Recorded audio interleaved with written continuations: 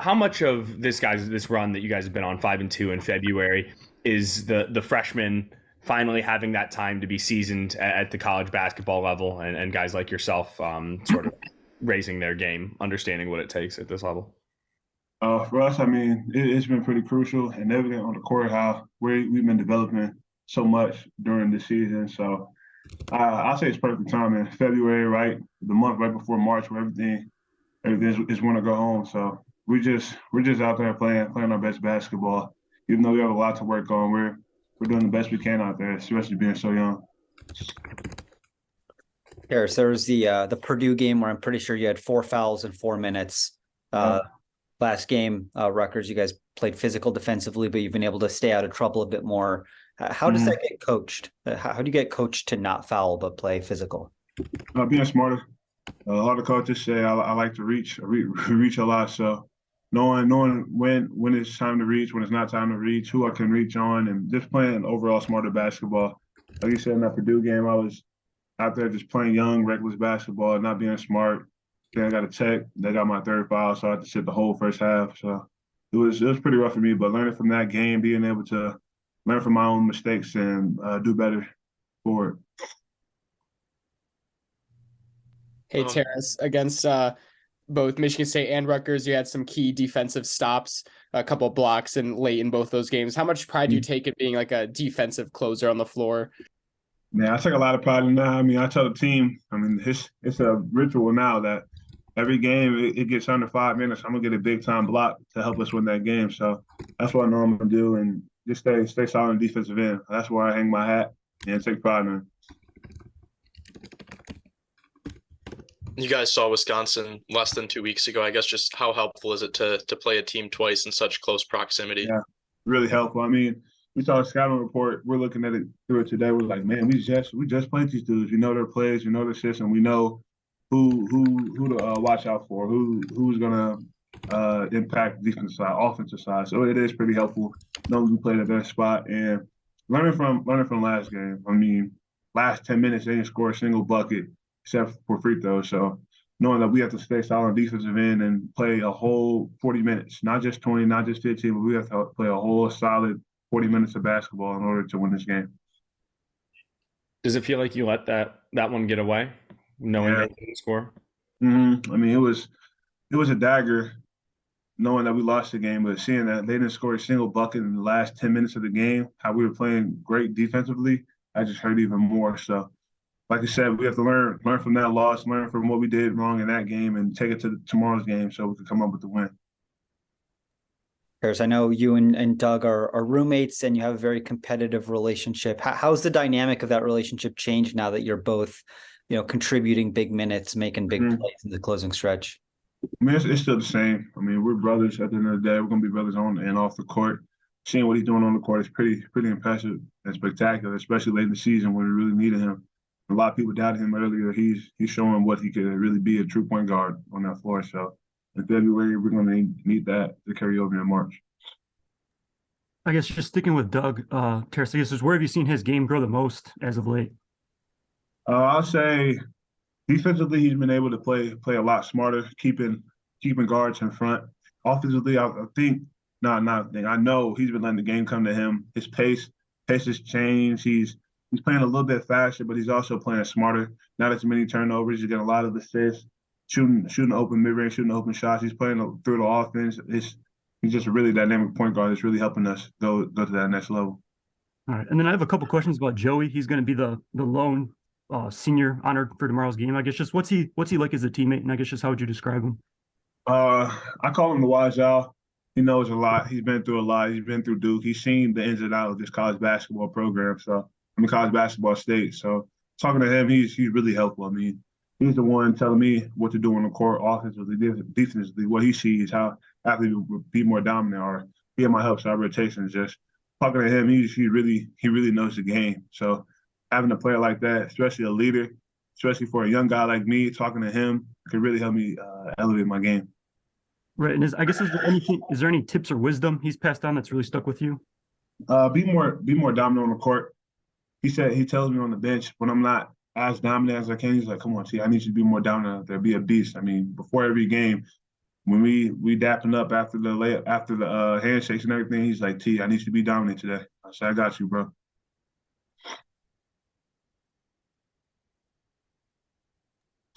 Tarris, I noticed your Instagram profile picture is Poe from Kung Fu Pandas. Is there a Yeah. story behind that, or I guess why that?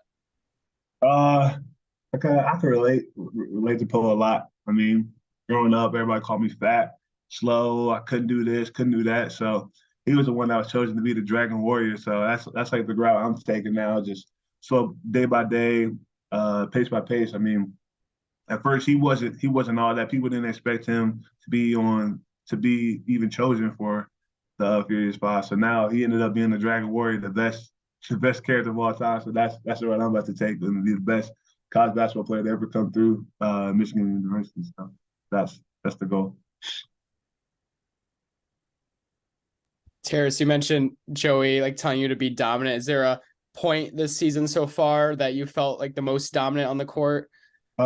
Michigan State game, when I think it was the big block on Hauser. I think a minute 5 left or whatever. I can remember vividly. I'm down. I'm supposed to be high guy, but Joe was like, "No, you take the low. So just in case he goes up for the layup, you could block it." So just remember him. He's talking to me on the court. Ended up getting a block. Thanked him later after the game. Just communicating with him and helping me throughout every step of his college career.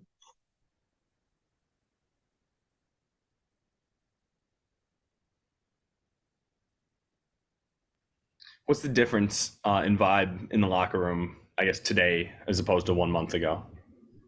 Uh oh yeah, it's a lot. It's way different knowing that we're winning, but knowing that we're still in a tough situation predicament right now. We have 3 games that we have to win in order to make the tournament. So we're more locked in than ever, tuned in to practice and ready to go day by day, game by game to dominate whoever's in front of us. Your last regular season home game and in Chrysler tomorrow. I guess just how has this year been as a whole for you? It's been amazing. I think over the past 8, 9 months, I found Michigan and Ann Arbor to become home. They welcomed me in, and we got to work, and it's been an up and down year for sure. But yeah, I'm incredibly close with the guys on the team and the coaching staff and the general community. So I've loved it here. Joey, last season, were you honored for senior night last season at Duke? I elected not to because at the time the plan for me was to come back for my 5th year at Duke, and we were going to do it this time next year. So, things changed, and that didn't end up happening. I guess is that kind of a bittersweet moment, I guess, knowing what you know now, wishing you maybe went through that. Yeah, I think so. I think I would have liked to have it if I had known I wasn't going to be coming back. But again, in my mind and what I communicated was that I would be back. So I had four amazing years there, and there's no hard feelings at all. And I was looking at the game logs. Did you even play in that final home game? I did not. Why was that? Were you sick or hurt or anything? No. Okay. And I guess just for tomorrow, how many people do you have coming? I have my mom, my dad, and my sister here. And we have some family friends that'll be there. All right, cool. And then I guess just in terms of the role you've played on this team, I guess just how have the expectations when you first joined the team kind of live up to the reality of kind of how things have played out this season? Yeah, no, it's been a process with injuries and just the way the season's gone.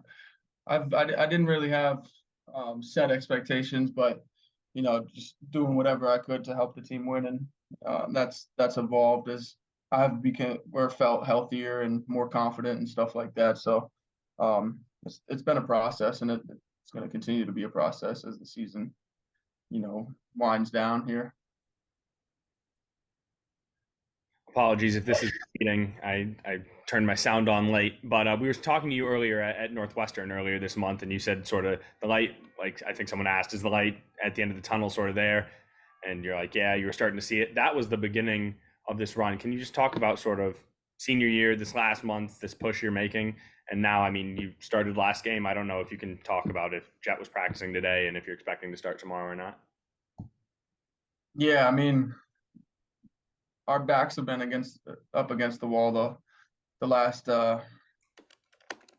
bunch of games now. If we want to make the tournament, and so we've known that, and we've learned from mistakes that we were making earlier in the year, tough losses and stuff like that, and we're starting to win those close, gritty games that early in the season, and even early in conference play we were losing. We're starting to find a way to win those, and that's been huge for us. I think our younger guys, Doug, T. Reed, they're starting to get more experience and understanding what it takes to win at a high level and in a incredible conference like the Big Ten. So we're just going to keep on grinding, keep on preparing, and we're worried about Sunday and getting a win against Wisconsin. Are you expecting to start tomorrow? Was Jet practicing today? I don't know. If you don't feel comfortable, we can ask Tom. I don't know what you. Yeah, that might be a Tom question. You just mentioned some of the younger guys. Tarris just called you the wise owl, I think it was. And so I guess just how have you kind of like shared some of that wisdom with them over the course of the year? Just whenever I notice things that I think might be useful to the younger guys or anybody in general, I'll pull them to the side and mention it to them, especially with T. Reed of late. I've been in his ear a ton because he's just full of potential. And I don't even think he understands how good he can be. I think he's starting to get a taste of it. But defensively, he's a unicorn, the way he can move his feet and block shots at his size. And then offensively, he's just going to keep on getting better as he learns, what he can and can't do, and keeps working with Hunter and Coach Howard. And so I'm talking with him a lot, and just the rest of the guys, whatever I see that I've went through a lot of stuff and been around a lot of really good players. So just little nuggets that might benefit the other guys. Yeah, Joey, kind of building off that, what's it like being like the wise owl while also being in your first year here at Michigan at the same time? It's been an interesting situation. I think coming in, I had a lot to say, and I didn't know how to present it. I didn't want to overstep, come in guns blazing right away. I kind of felt it out, and as I've got more comfortable and more confident in being a leader, I think that started to take off. That's been the past month, 2 months now, where I've been more vocal and talking more, just trying to be a more of a veteran leader, present, whatever you want to call it, on the court. Whereas when I first got here, it was kind of just feeling stuff out, getting the relationships down, and then going from there. Joey, when did that kind of change for you? Was it personally just kind of, all right, I gotta start doing it, or did a coach say something to you like, hey, we want to hear from you more? Or... Yeah, I think I had conversations with some of the coaches where I needed to be more of a leader, and I sensed it from myself. The team was in need of that, and I could offer it, so I kind of had to step up, I guess, and start talking more, start doing whatever it took for the team, and so that was, I'd say around the beginning of conference play, around that Central Michigan loss, we realized that we needed to be a lot better, and that came from all of us, and so we kind of made a commitment to do that. Joey, as you guys look at the Wisconsin tape from not that long ago, what are some things that stand out to you about that game that you guys have been working on for tomorrow? Yeah, I mean, they're a really talented team. They have great players, great coaching, and so we need to be dialed in on our scouting report, knowing the players, knowing what actions they're going to be running, and doing the things that we've worked on since the beginning of the season, and making sure that there's no lapses. We can't give up any offensive rebounds, can't miss coverages and stuff like that. So just being dialed in on all areas is something that we've been focusing on.